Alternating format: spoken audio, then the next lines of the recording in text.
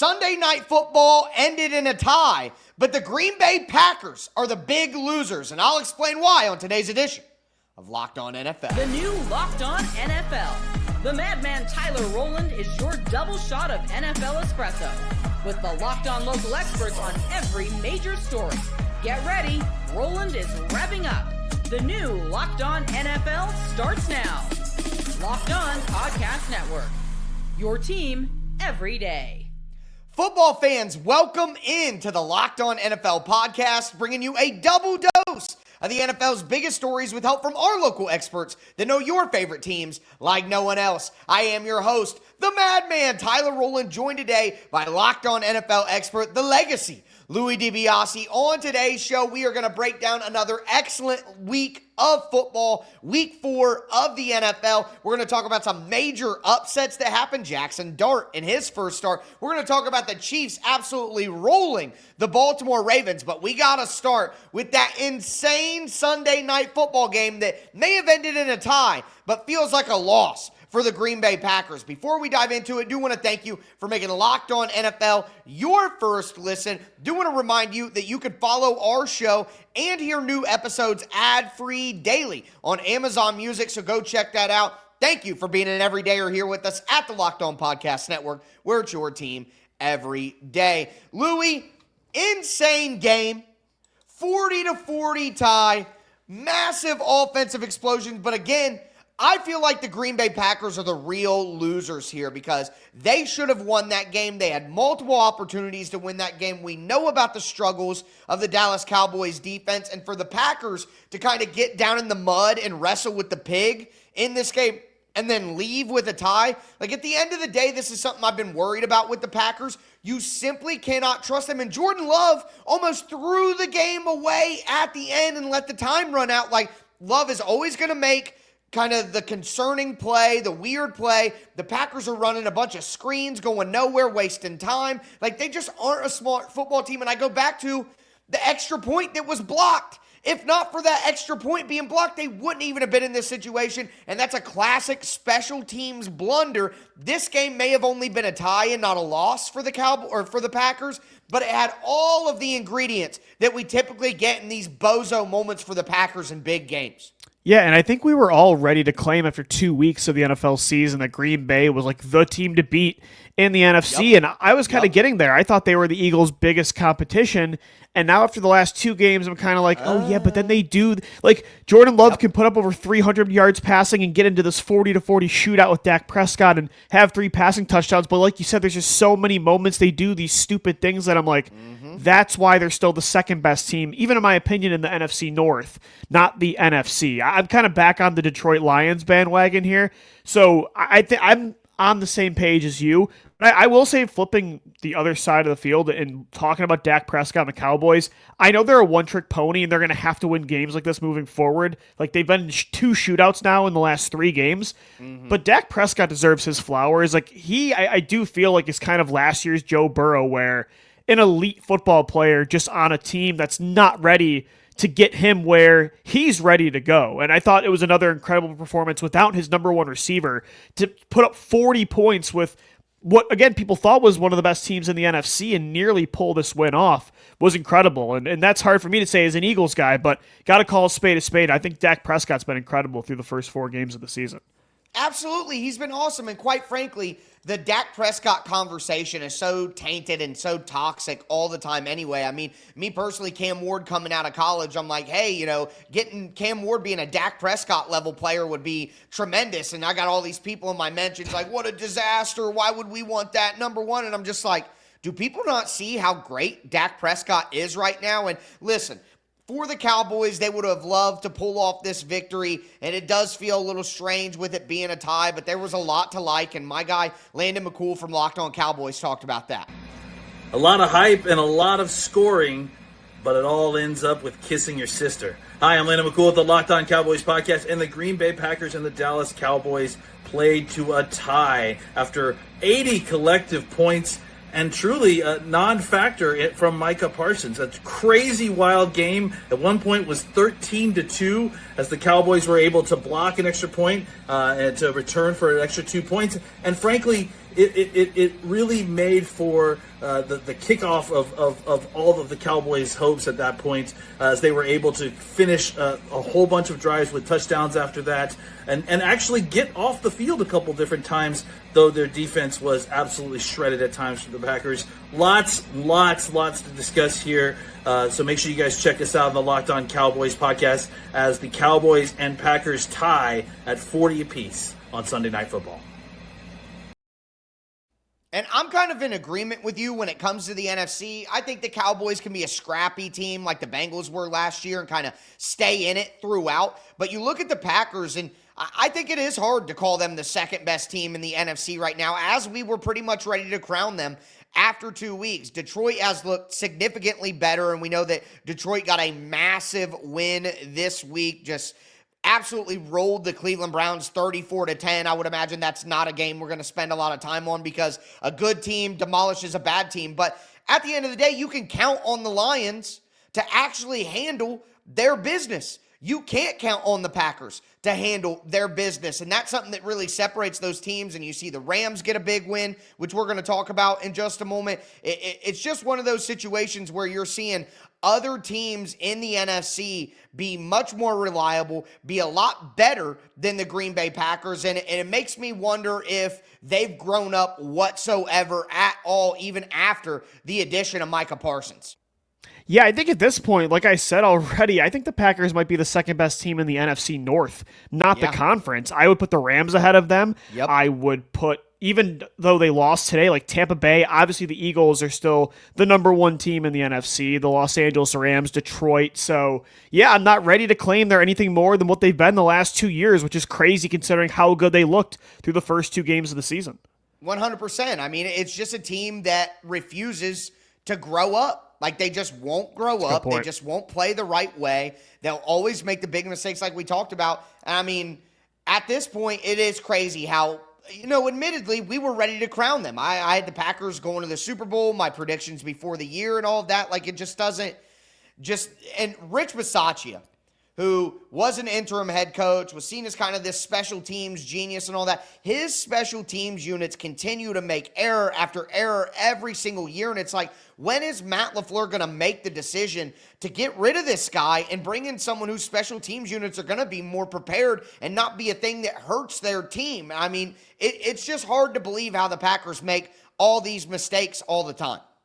I think the NFL is making a mistake, by the way, too. Not to be an old man yelling at a cloud, but for this classic shootout to end in nobody winning or losing, I'm sorry, it's 2025, and I think we need to get rid of ties. Like, they just don't belong in sports anymore, and I totally agree with you. The takeaway here is Green Bay kind of turning into a pumpkin the last 2 games, but I just think this game somebody should have won, somebody should have lost. I do feel like it's a topic for another day, but I want to change the format again, man. I can't take ties in the NFL. I just can't. Yeah, they are very unsatisfying to the viewer and unsatisfying to the team. And in sports where the score is very low, like soccer, not even modern hockey anymore, the way that they're scoring pucks. But, when the score is super low, it makes sense. You can't be out there forever. Or a point system, right? Like, if there's a point system, that's fine. But the NFL is different.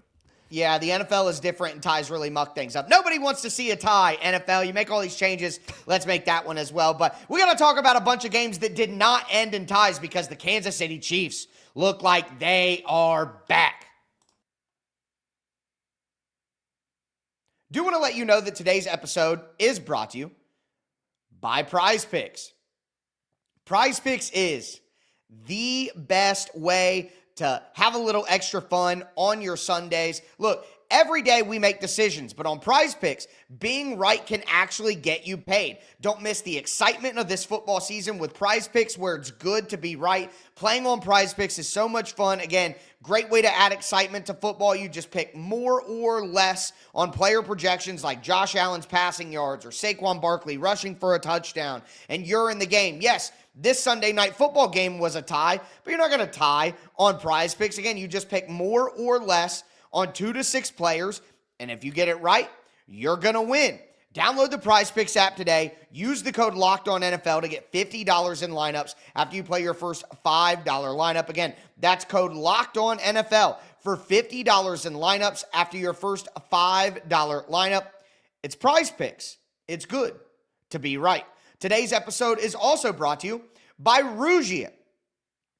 What do you get when you have a bald eagle standing on top of a silverback gorilla riding a T-Rex? Confidence. Pure confidence. And if you're looking for something beyond the usual pill, it's time to meet Rougier Go Long. That's exactly where Rougier Go Long comes in. This isn't just another ED pill. It's a total game changer for confidence. Go Long combines 2 doctor-trusted medications and 1 dual-action formula so you can get hard and go the distance.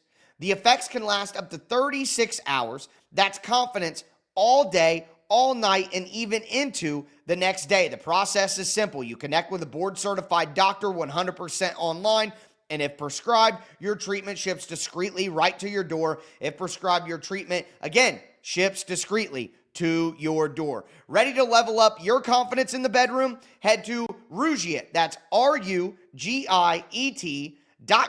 and use promo code LOCKEDONNFL for 15% off your first order. Once again, that's RUGIET.com, promo code LOCKEDONNFL.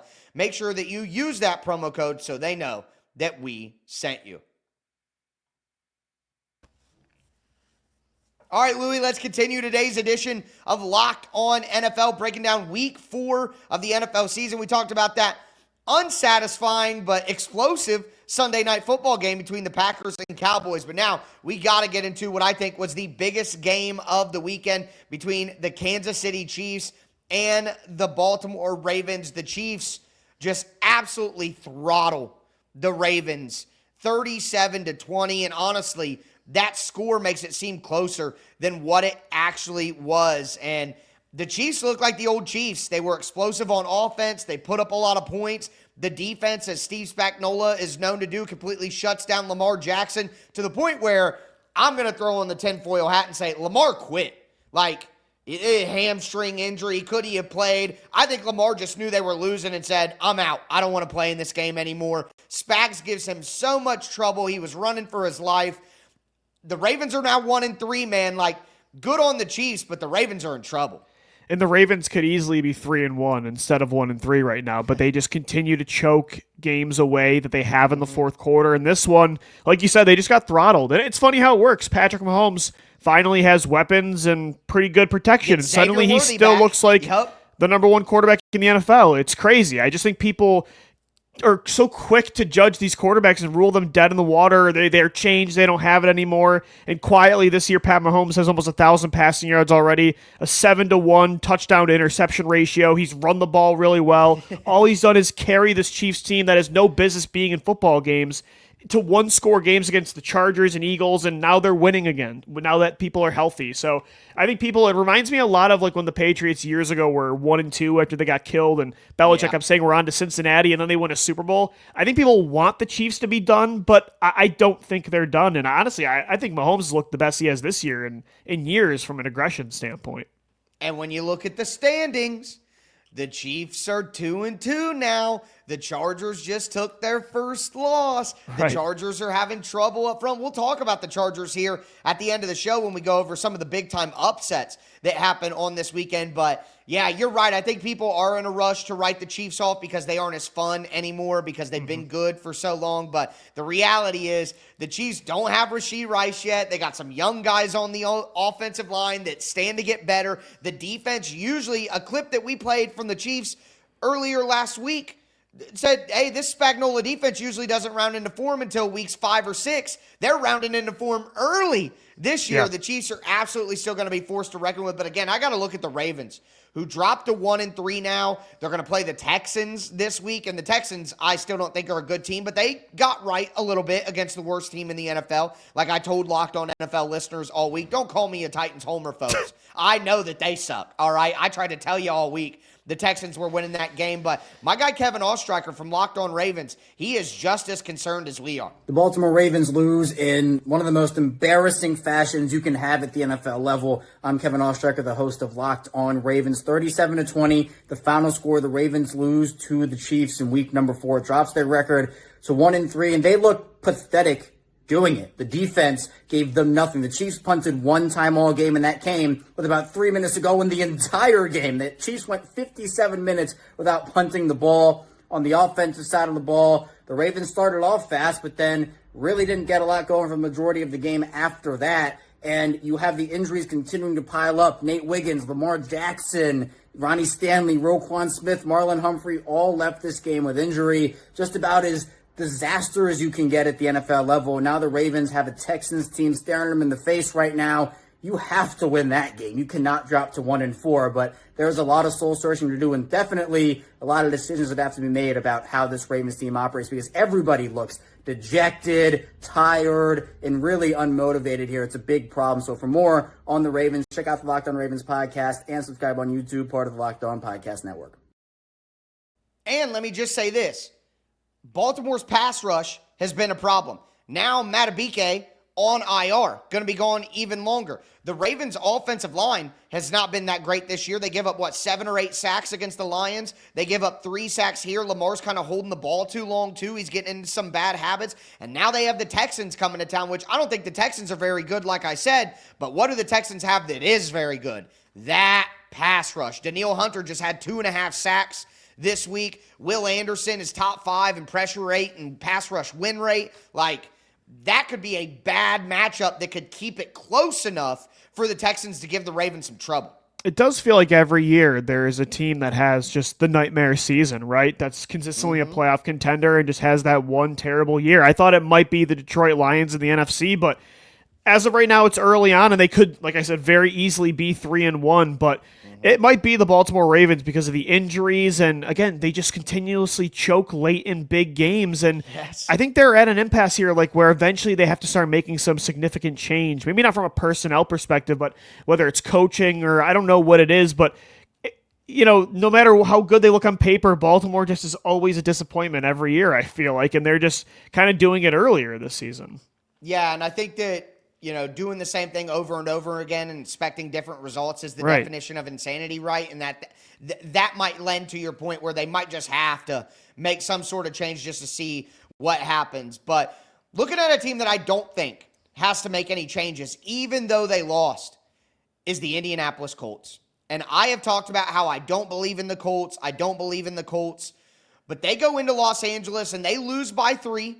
All right, they lose the game, or by 7, 27-20. The Rams win, but Adonai Mitchell threw the game for the Colts. He got a massive penalty on what should have been a 58-yard touchdown run by Jonathan Taylor. He fumbles the ball through the end zone, the cardinal sin. If not for those 2 plays, Indy probably rolls the Rams. I have been skeptical of Indianapolis. Daniel Jones had some bad interceptions, but even in a loss against the Rams, I think if you're the Colts, you have to be really, really excited about the rest of the season. Yeah, I definitely think this was a moral victory, right? Because I also agree that this was the worst undefeated team heading into week 4. I was wondering when Daniel Jones was kind of going to turn back into who he was with the New York Giants, but although, like you said, he had a couple turnovers today, they did show that they can play with the big boys. The Rams, I think, are the second best team in the NFC. And, Matt Stafford showed that today. My God, what a performance. 29 of 41, 375 yards, 3 touchdowns, including that go-ahead 88-yarder to Tutu Atwell.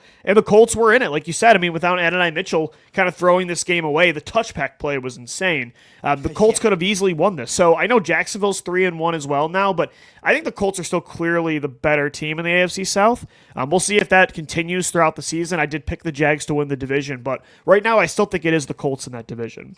100%. Again, very encouraged. Tyler Warren is great. Latu had a breakout performance with 9 pressures, which going into Sunday Night Football was the most in the league this week. If they can get him rolling with their pedestrian pass rush right now, that's kind of the big weakness for the Colts right now is that pass rush. If he can get rolling and be that dominant pass rusher that they're looking for, that would give them a lot more hope going forward as well. So very excited about that. But you're right. The Rams just look like a great football team. And my guy Travis Rogers from Locked On Rams talked about the win.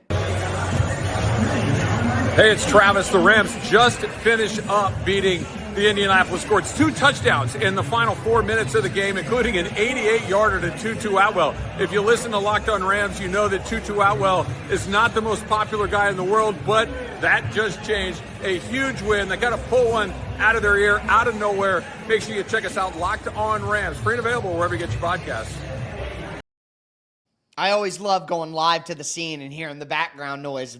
You know, our Locked On experts being right there where it's going down. But the Rams are just a team that you do trust. It's like the opposite of the Packers. Like, no matter what happens, I trust Matthew Stafford. I trust Sean McVay. They can make a Tutu Atwell, make a big play. And Jared Verse made some big plays at the end of the game with some pressure on Daniel Jones. They just have guys who are going to step up in big moments, and that's probably why we're both sitting here saying that we trust them more than we do the Packers. And Puka Nacua looks like the best receiver in the NFL right now. Yes, insane. I mean, 13 catches for 170 yards and a touchdown. Like, he's the number one guy in the NFL, at least right now. I mean, his numbers, he already has 500 receiving yards on the year. He's halfway to 1,000 yards. We're only in the first month of the year, and Devontae Adams is like that perfect number 2 in that offense. Yeah, the Rams are putting it all together. It's their first 3-1 start since the Super Bowl year they won in 2021, and I think they're a legit football team. Yeah, I forget the older guy, but Puka Nacua has like 50 catches in the first month of the season, and the last guy to do that, Cooper Kupp, 2022. Sean McVay, Right. You absolute wizard, and He found another one.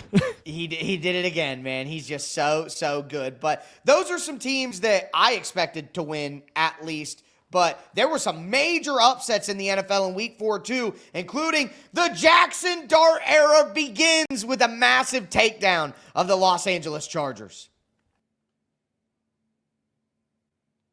Do want to let you guys know that today's episode is brought to you by 5 Hour Energy. Caffeine just got a flavor upgrade. 5 Hour Energy shots deliver tasty caffeine in 17 bold flavors. Each 2-ounce shot packs the caffeine of a premium 12-ounce cup of coffee, plus B vitamins and nutrients with 0 sugar and 0 crashes. What I love most is how portable they are.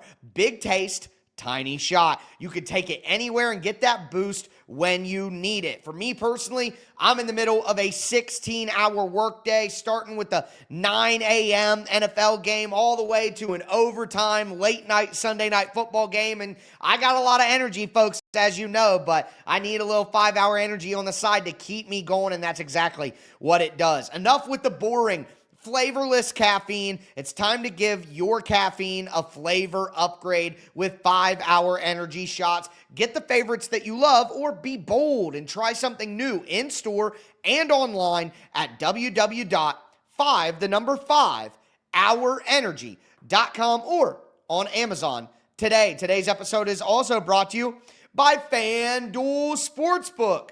The NFL season is here, folks, and FanDuel has an offer that you don't want to miss. Right now, new customers can bet just $5 and get $300 in bonus bets if you win. That's right. Pick a bet, put down $5, and if it hits, you'll unlock $300 in bonus bets to use across the app. You guys know we do the Madman's Moneymaker every single FanDuel Friday, and for the third week of the year, we went 3-2, folks. I'm just winning every single week, and we forget about what happened in week 2. But you can do player props, money lines, spreads, over-unders, combine them all together for a same-game parlay. Even if you miss kickoff, you could still get in on the action with some live betting on FanDuel. So what are you waiting for? Visit FanDuel.com to download the FanDuel app today to get started. Again, that's FanDuel.com to download the FanDuel app today and get started.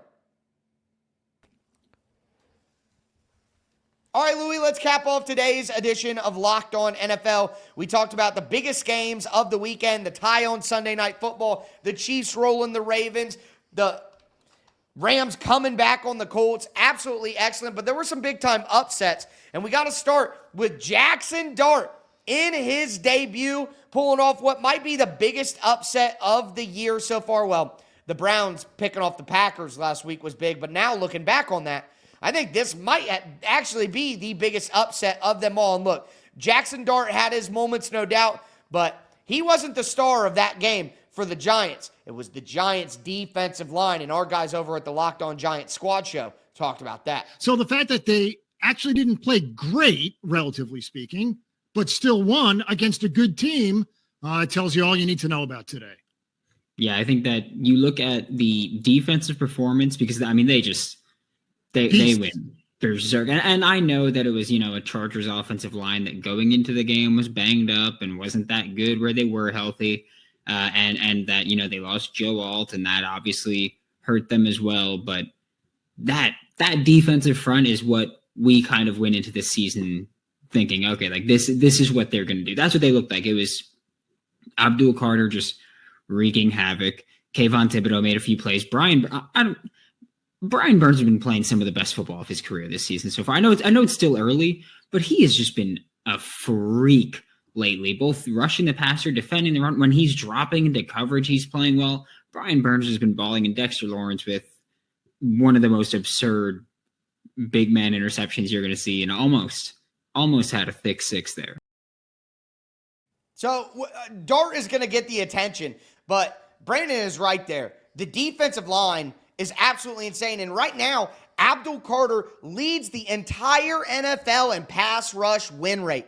Like, that dude is a freak. He is immediately a top 5 edge rusher. And that defensive line for the Giants, man, they're good enough to keep them in football games. Oh, yeah. I think it's a top 5, top 3 front 7 in the NFL. And when you look at Abdul Carter, Brian Burns, Kayvon Thibodeau, Dexter Lawrence, like that was the superpower of that team heading into the year. And I think with Jaxson Dart now, and you see the mobility, how that changed the game. Obviously only had 111 passing yards. Malik Neighbors goes down with a season-ending injury. That's a big problem. That's brutal, right? But I think Dart did change a lot of things, even though the numbers didn't show it.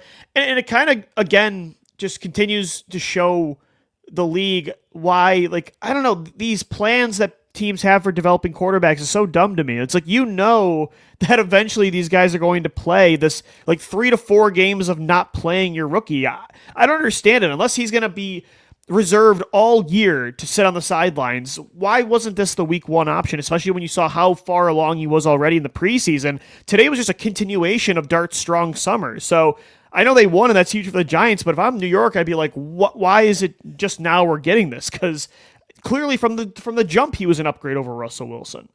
Yeah, you do have to ask that question, but I think that if Dart plays well, if they win a couple more games, nobody's going to be, looking back on that, and Brian Dable will keep his job. But next week, they play the Saints.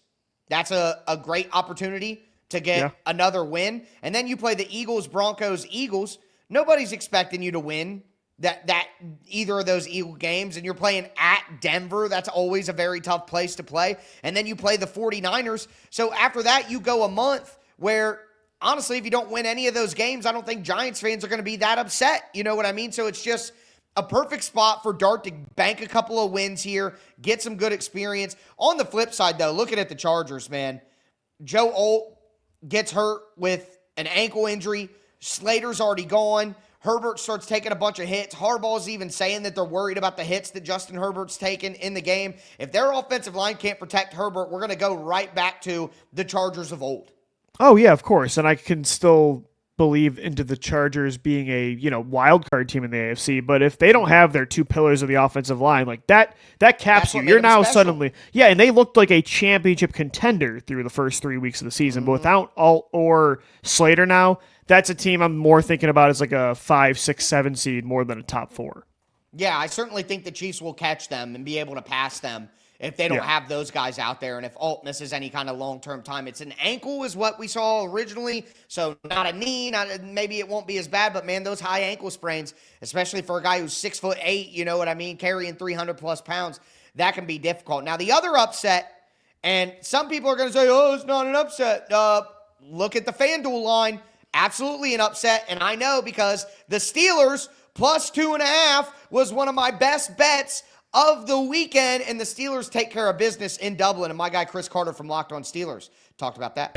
Hey everyone, Chris Carter here from the Locked On Steelers podcast here at Croke Park here in Dublin, Ireland, after the Steelers have taken down the Minnesota Vikings 24-21. Looked like it was going to be easy, but the Vikings brought it back close as the Steelers' injuries started to mount. Brandon Echols eventually had to exit the game, did come back in the end, but Jalen Ramsey going out, making the Steelers down at one point to four of their top cornerbacks, which allow for some big plays for the Vikings to spring towards the end. But huge plays from different players saved the day. T.J. Watt getting an interception, also getting pressure on the day. Deshaun Elliott with a big-time interception early, also had the final breakup of the game, while the pressure was able to mount on Carson Wentz. DK Metcalf, Aaron Rodgers connecting for an 80-yard touchdown. Also, Kenneth Gainwell filling in for Jaylen Warren. big plays all around. I'll say Deshaun Elliott stepped up in a huge way coming back in his first game off of injury. This team heads into the bye week 3-1. I had them at 2-2. We'll see where they go from there. Follow the Locked On Steelers podcast for our full episode coming out shortly. With the Ravens struggling the way they are and the Steelers being able to eke out some of these wins, I mean, I'm feeling good about my Steelers playoff prediction, man. They look like a team that is just going to find a way to win games, which is what we know about Mike Tomlin always anyway. Yeah, I agree. Your prediction's looking pretty good. Can we also just take a moment to appreciate the Carson Wentz roller coaster experience? That gave me a little bit of PTSD to his Philly days, but I mean, just the roller coaster ride that was, only Jameis Winston can rival it. So that was a great game to start off a flurry of wild games in the NFL this week. Yeah, it was absolutely nuts. And for that to have been like 15 hours ago, it's like a fever dream. I had to remind myself that game actually happened. But as we do, we like to do a quick whip around here of all the other scores in the NFL from Sunday. We had the Falcons. That was a great game. Don't have time to get to it. Falcons offense comes alive, 34-27. The Bills, the Saints cover the 15.5 from FanDuel. You never want to lay that many points in the NFL, but the Bills dominate that game 31-19. Lions, like we mentioned earlier, 34-10 over the Browns. The Patriots absolutely roll the Carolina Panthers. A week after the Panthers roll the Falcons, the NFL is so weird, 42-13 for the Patriots. We talked about the Eagles game a little bit in passing. Eagles win 31-25 as the Buccaneers kind of make that look closer than it really was at the end. The Texans roll the Tennessee Titans 26-0, and heads might be rolling in Tennessee this week. The Jags pull off a great win. That's one that left on the cutting room floor, but loved the Jaguars finding a way to beat San Francisco 26-21. The Bears with a massive win at the end, 25-24 over the Raiders and another block kick. Out of all those games there, what stood out to you? For me, it was actually, I know Jane Daniels wasn't playing, but the Falcons putting up 34 points after an abysmal performance last week against a bad Carolina Panthers defense makes me feel a lot better about my Falcons playoff pick. Penix today, 313 passing yards, 2 touchdowns. Bijan Robinson had over 100 yards receiving, almost 200 yards from scrimmage, one of the best players in the world. So feeling a little bit better about that Falcons pick after today's offensive performance. No, 100%. And in my opinion, to get drubbed like that last week and then come back and answer that way, Jaden Daniels or no Jaden Daniels, that's a good sign for the coaching staff. People were talking about Kirk Cousins for a minute, Tyler. I was exactly. Hold on. Let's give him another week and Penix bounce back in a big way. Yep. Now, speaking of backup quarterbacks, the game that stands out to me is the Jacksonville Jaguars against the 49ers. Brock Purdy did not look good in that game, in my opinion. I didn't think he looked any better than Mac Jones. Maybe he's coming back off the injury and he's a little bit slowed, but there were some turnovers there. And speaking of turnovers, the Jaguars defense continues to force turnovers, get turnovers. I think Jacksonville is kind of a sleeping giant. In a way, they have so much talent. If they just get, and I like Liam Cohen going after Robert Saleh after the game. Saleh tried to do a little sneak diss during the week and said, oh, he's doing legal cheating, blah, blah, blah. Shut your mouth. He said, keep your name out of my mouth. Now, Saleh in a cage match with Liam Cohen would snap him in half, no doubt about that. But I like that Liam Cohen was showing some fight. I love it too. Let's see a little bit more of that. The Jags, I picked them to win the division just like you did, and the Colts look like the better team right now, so that may not come true, but the Jags are 3-1. I think they're a team to be reckoned with. If they can just get Travis Hunter and Brian Thomas going, I feel like that they do have another level where they could still upend the Colts in that division. They just got to find a way to get that passing game more consistent. Yeah, 100%, but a team with a lot of talent, which is something we both identified before the season. But with that being said, that is our recap of Week 4 in the NFL. We got 2 Monday Night Football games. My guy, Tony Wiggins from Locked On NFL Afternoon, is probably going to get you guys ready for that. I'm going to be up late making sure that I break it all down with you guys. Can't wait to dive into it. Thanks for tuning in to Locked On NFL. I am your host, Tyler Rowland, the Madman, for my co-host, the Legacy, Louis DiBiase, as we tell you every episode. Thanks for tuning in, and stay safe out there.